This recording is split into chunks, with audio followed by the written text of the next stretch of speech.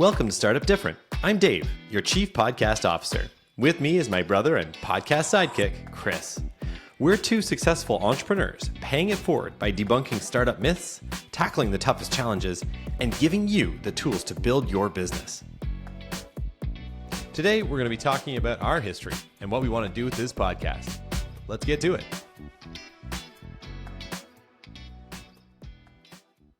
Ladies and gentlemen, welcome to the Startup Different podcast. I'm Dave.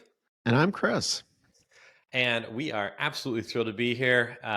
It is a very exciting time. We are launching the podcast, and this is our, well, I don't know if we would call it our first episode. Chris, what is? I think I'm going to step in here and say that we're calling this episode 0 as homage to the software developers that may be listening out there. As everybody knows who does software development, you have an array. Your first index in the array is not number 1, it is 0. And that kind of works out well for us to give you guys a little bit of background about us and why we put together this podcast. I think, we used to call you chief nerd when we were in the business, and there'll be moments like what just happened just now that'll happen all throughout the podcast series. But what are we really doing here? Well, we're here to talk about, business, obviously. So we're brothers. We grew up in a small town in Ontario, Canada.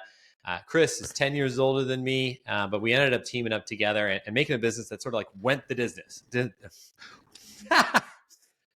Just sorry, can we do it again? That's okay. Yep. That's okay. Can you just pause for a second? Okay, just pause, put some blank space in there so I can find it. Yep. Cool. So what we did is we ended up, starting our own business, and it was a business that, sort of went the distance. We went from, basically nothing to, again, this small town in Ontario to all the way to being bought for tens of millions of dollars. And it was an amazing journey. And the point of the podcast is really about paying it forward.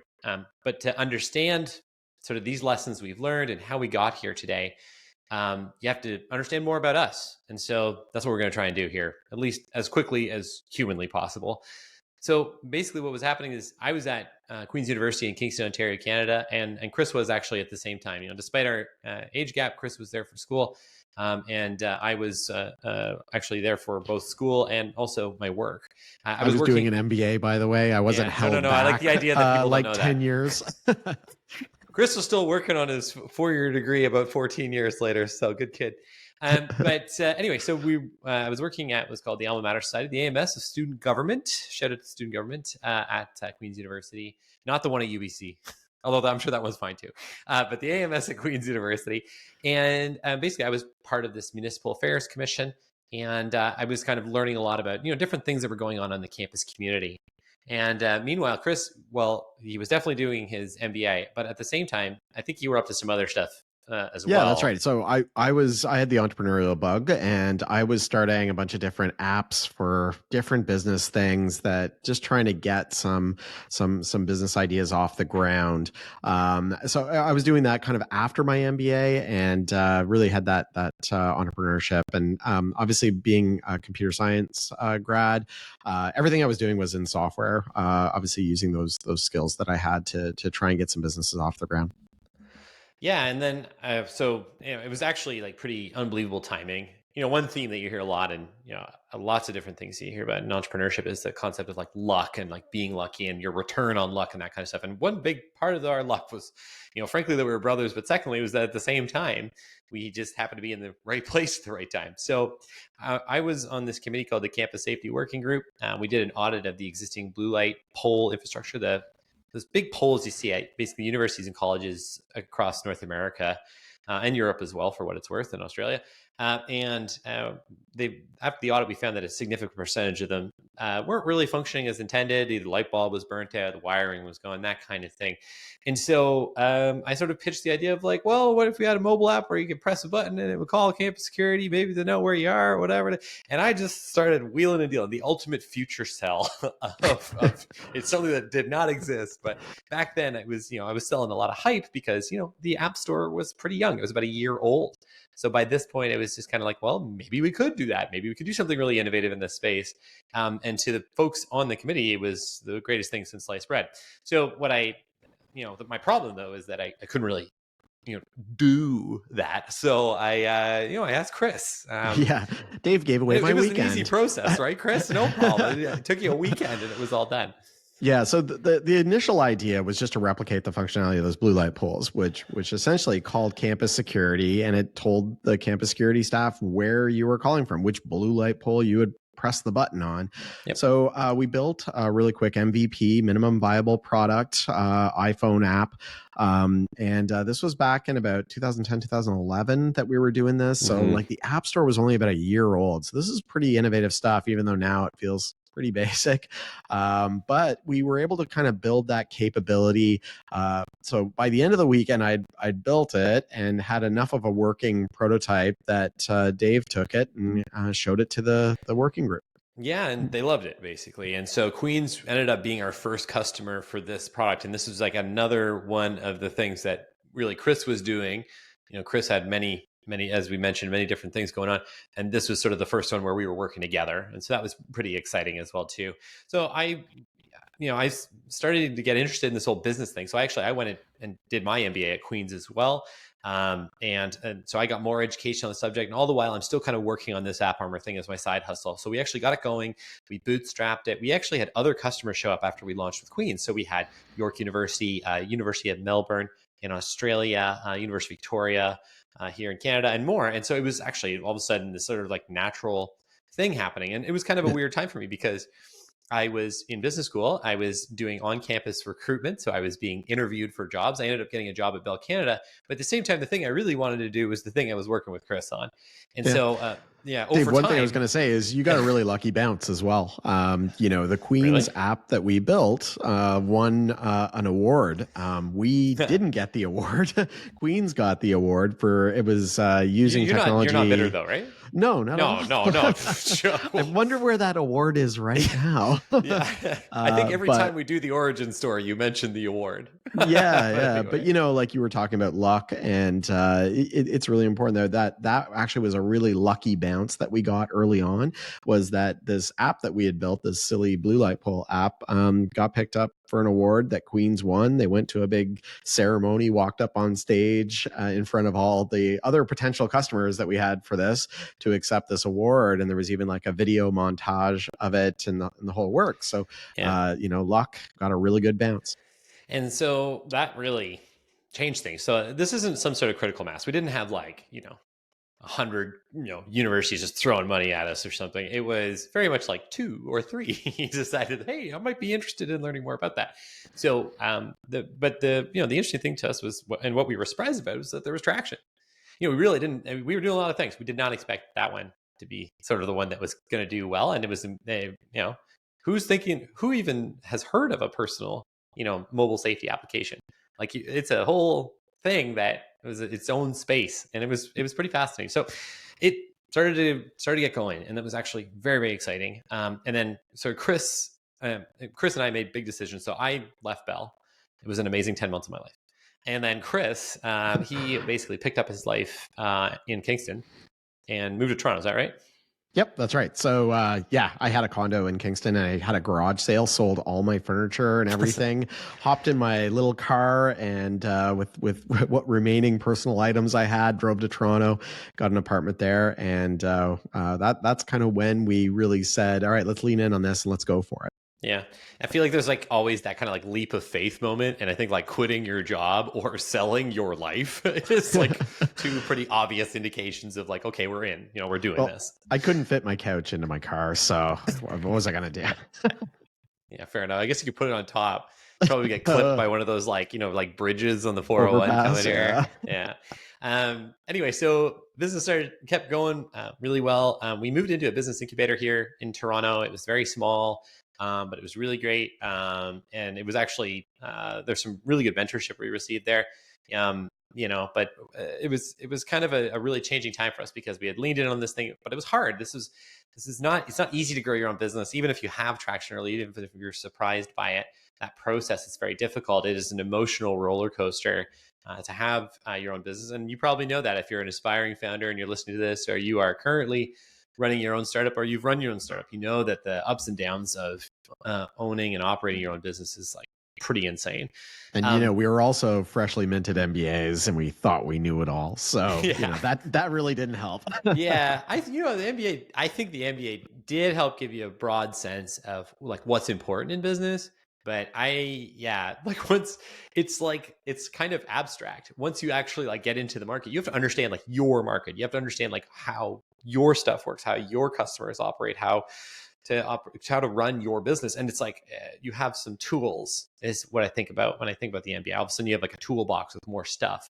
But at the outset, you can't just like run the business from your MBA. It's a real process. At any rate, so lots of ups and downs. But the good news was that we were growing. It was slow going at first. We were doing a lot of what Chris calls these sweetheart deals. Kind of these. Basically, it's just a market share strategy. Bring people on real cheap. Looks like we got a big part of the market, lots of references, good phone calls, word of mouth. And, that was really our growth engine. The thing was that our revenues weren't enormous, and it was getting to be quite a bit of work. We actually had probably about 25, 50 customers after about a couple of years. And it was a lot of work. And we had to try to grow our team and go from there. And I guess, Chris, growing the team has its challenges, right? I think that was one of our hardest times too, is just deciding, hey, we better bring some people on to do this. It was a real challenge. I don't think we were like super excited initially about hiring people, because we kind of like doing our own thing, but we just realized that we couldn't handle it all ourselves. We had done a lot of things to try and make ourselves more efficient, things like that. But at some point you get to you need some more people, you need some more bodies around to help you do some things. We built a lot of like systems internally and processes and automated tools. And for a while we could just do it. And I think there's probably a world it would have required you to do a lot of more coding, but there's a world where maybe you could have done, we could have done it by ourselves for longer. But I think that, having those systems in place actually made it really easy to, relatively speaking, because it's never easy to hire people, but it made it a lot easier to bring in new people and kind of fit into our processes. So the team grew, and years go by, and we kind of, one day we really crossed the chasm, and we were suddenly very, very popular in Canada in particular. We were selling a lot. We had a big moment in the United States where we signed at the University of Florida. Shout out to my main man, Ed Posey. And and all of a sudden, like, our business like really took off. We were crushing our primary vertical of higher education, hundreds of clients. I remember the party we had for when we got 100 clients. It was like, yeah, this is exciting. Like, can you believe it? I can't believe we did this. And then it was like, honestly, like 6 months later, we were at like 200 clients. 200. Yeah. It was wild. Yeah. We had this thing where we were going to go play ping pong at this bar that was like the ping pong bar when we had 100 clients. And I remember it was like mid-afternoon. We got the purchase order for that 100th client. We all just like got up and left for the bar. Peace. Hopefully there wasn't anything pressing that had to be done the rest of that afternoon. But we had a lot of fun. I was probably a couple beers deep, like within 25 minutes of us walking out of the office. That's fine. Yeah. I didn't care either way, but at any rate, that was a big day for us. So we, and time goes on. So we got our own office. We bought and built out our office space. And it was super exciting. And I actually shouted to Chris here, like chief, office architect officer. Building not so much. We had a really good team that helped us with it, and I got to be the guy that talked to them on a regular basis. But there was a whole. And so we built this great physical space for us to be very close to each other and collaborate. And then there was this like thing that happened. It was kind of a big deal. You might have heard of it. I'm not sure, but I'm gonna have a flashback of. I feel like the PTSD. The pandemic hits, and it's mayhem. Such insecurity, such uncertainty, such fear. We had a product that was, we had a lot of products, a few more products by this point. We had proliferated our offering, but our primary product was based on the physical safety of people, which is tough to do when they're not allowed to be close to each other. Like, people weren't even there. So it really changed our business and required us to do the kind of buzzwordy term of a pivot, and kind of to find ways to grow our business. And that was wild. That was a crazy time. But we did a good job of it. We actually introduced products that were around our core competencies that we knew that our customers, could use, and that we could, have an easy time selling to. And we rolled right into it. And then we actually grew quite substantially. during the pandemic. Some of our And I best think quarters were in actually in the pandemic.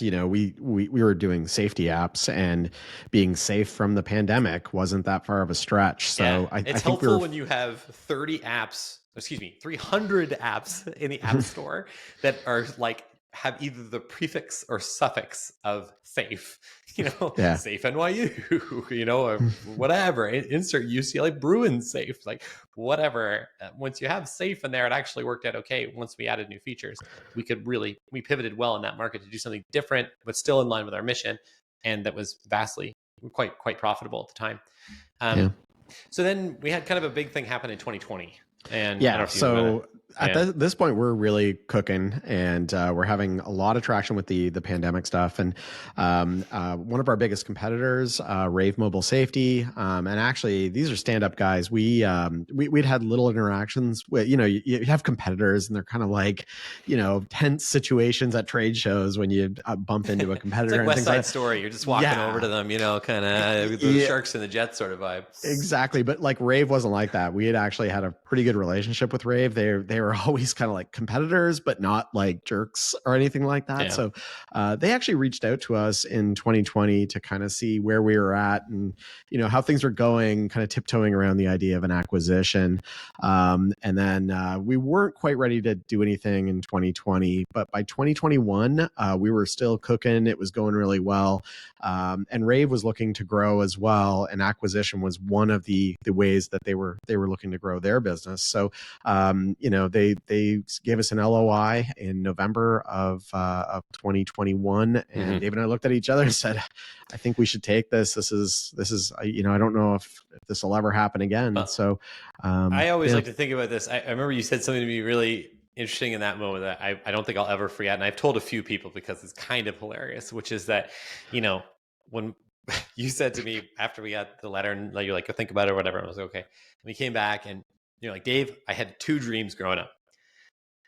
I wanted to be the starting quarterback of the Buffalo Bills, which is a bit of a moonshot at this point. And the other one was to sell a software company for millions and millions of dollars. And so to me, like aside from all the other good things, it was very, very satisfying to be able to help you accomplish a life dream. It's not that it Yeah. wasn't a life dream for me either, but that's such a good way to describe it. It's on the level of like childhood, aspirations, innocent aspirations. You know what I Yeah, mean? So it was. When I was rewinding quite a bit, when I was like a 13-year-old, I had all these computers, and our other brother Michael, he and I were tearing those we things like Michael. apart and having all sorts of fun with computer things. And we'd always hear about like, Microsoft acquired this company, and whatever. And that was kind of like one of those things. Meanwhile, all that was happening in my bedroom under a poster of Jim Kelly, the starting quarterback of the Buffalo Nice. Bills back then. So Jim that's kind of Kelly. where my mind was at 13. Isn't that the year? Didn't the Bills they missed a field Yeah. goal against the Oh my Giants or gosh. something? This is bad. More flashbacks. Yeah. Come on. So we've had pandemic and the Buffalo Bills losing the Super Bowl in the same episode. Yeah. And so we sold the business, and it was this amazing thing. It was obviously very stressful. One day, the CEO of Rave comes on and introduces himself to our staff, who had learned that they were being acquired about 5 minutes before, and it was quite. It was very emotional, to be honest. In a way, it just feels very different. I remember when I got the new email address, I was like, "Whoa." Yeah. My email is like part of me. So like that was insane. I But remember our staff kind of like, when you hear acquisition, everybody jumps to the worst possible yeah, thing. And one of the things we said is nobody's being fired and everybody's getting a raise. And actually your benefits are going to be better too. yeah, So yeah. Say we were hello to able unlimited vacation, so it was like a really, exactly. it was definitely, I think, a net good thing. And and we did, and I think for us as well, we wanted to make sure when we went through all that we were protecting our customers, protecting our staff, and protecting our technology. And I think we did accomplish that. So we started working for Rave all of a sudden. We transitioned over, our team, and I did a ton of sales enablement. Chris was working more on the tech side. And it was an amazing journey with them as well. And ended up working there I guess I worked at Rave for the entire 14 months after the initial acquisition on February 1st. But in the near the tail end there, after about 10, 11 months, Rave was actually acquired by Motorola Solutions, which is obviously one of the two big Motorola's. I don't know if you know if there are two Motorola's, but basically they were one company at one point. But Motorola Solutions is the public safety sort of facing company. They do a lot of radios. If you've seen the radios before, they're literally everywhere. It's crazy how many radios are Motorola. But and so and then it basically came time for us to get out of the way, and it came time for us to sort of move on and allow our staff to keep growing and for the business to move forward without us. And so we did. And so on April 1st of this year, both Chris and I, we were done. And since then, I think it's been the summer of Chris, right? What have you been up to? Pretty Windsurfing much. or what? I've been working on my windsurfing and lots of other things. It's been good to, we worked in emergency management software, stuff that was really intense. And I think it was really good to take a bit of time off to let the batteries recharge and refocus and recenter and kind of reflect on everything that had happened. But obviously, we're thrilled with what happened. I always use the analogy of like we were like this little fish that got eaten by Rave, which was like a medium-sized fish, which then got eaten by Motorola, which is like a shark. So kind of this this kind of growth that we were getting gobbled up by these bigger companies. Good Qui-Gon Jinn reference there for Phantom Menace. There's always a bigger fish, right? So that's what was happening here. So what are we doing with this podcast? So that's our story. You kind of get who we are. We're these brothers. We had this crazy journey. We sold our business, and here we are now today. And basically, what we're looking to do is we're looking to pay it forward. We want you to be as successful as we were, and we get that we had different conditions and culture backgrounds and circumstances that helped us succeed. But I think that for you as well, we can help teach you some of the lessons that we wish we had known. And so part of this is creating frameworks and providing that information.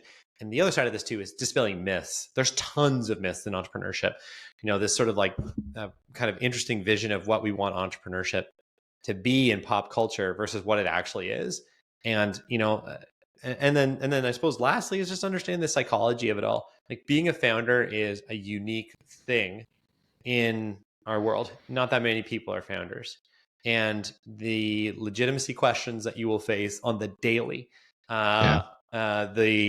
those stresses that you'll feel operating your business, those things are unique and something that we want to highlight and also help you through. We know the feeling of when you go and tell your family that you're going to do this thing and they all look at you like you're insane. Well, imagine doing that bad idea and your brothers and your brothers too. It's not just that you're starting your own business. You're starting your own business with a family member. So really, are you sure you want to do that?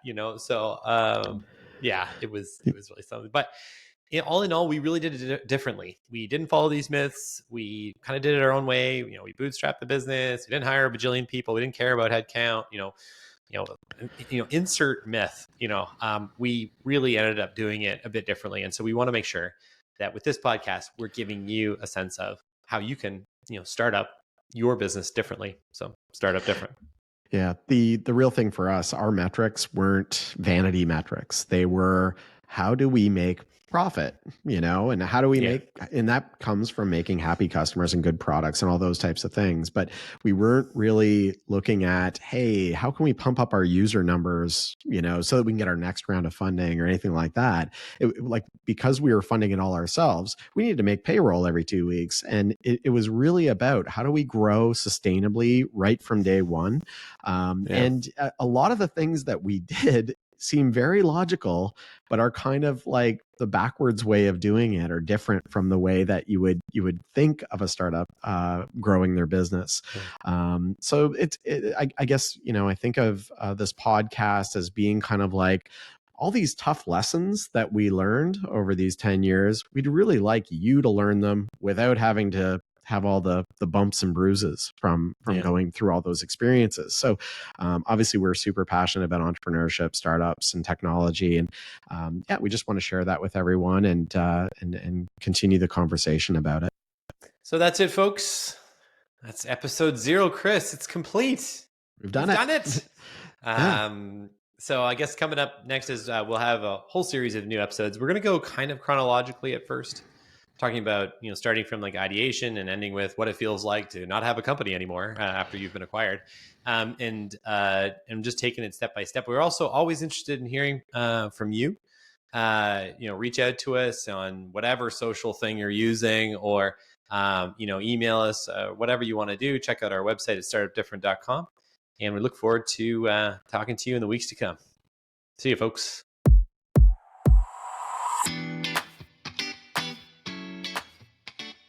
Thanks for joining us. If you like what you heard, subscribe to and rate Startup Different in your favorite podcast app.